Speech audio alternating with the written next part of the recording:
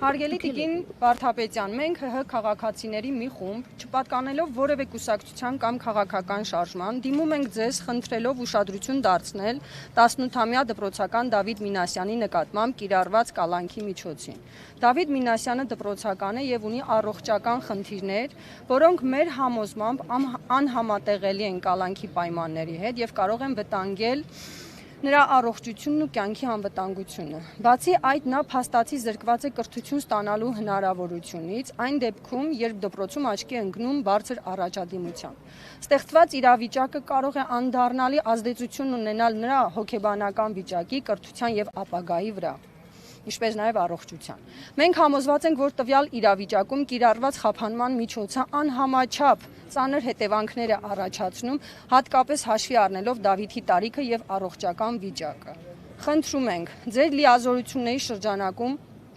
վերացնել Դավիթ Մինասյանի նկատմամբ կիրառված կալանքը, ձեռնարկել քայլեր, որպեսզի հնարավորինս արագ վերականգնվի Դավիթ Մինասյանի կրթություն ստանալու իրավունքը։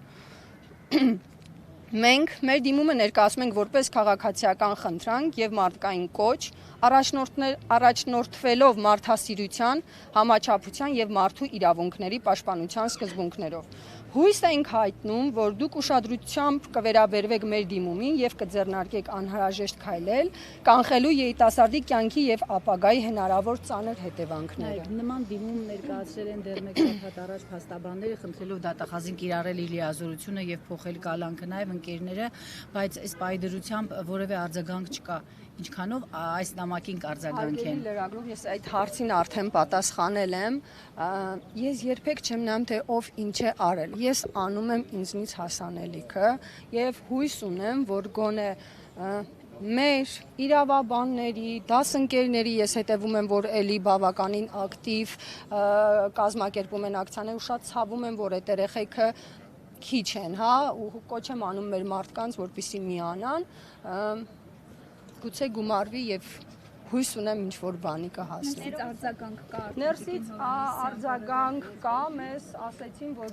2-3 հոգով կարող ենք մոտենալ դիմումների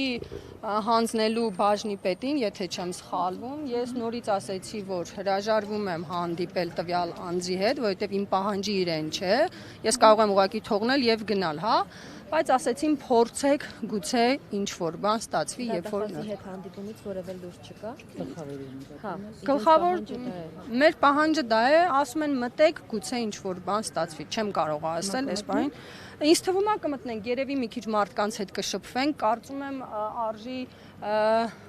մենք ուզում ենք դիմումին նաև կցել մեր ստորագրությունները անուն ազգանուններով, անենք այդ ամենը ու նոր արդեն Տեսեք, մի այսպիսի հարց է, դուք ասացիք գործողությունների մասով, որ չեք սպասում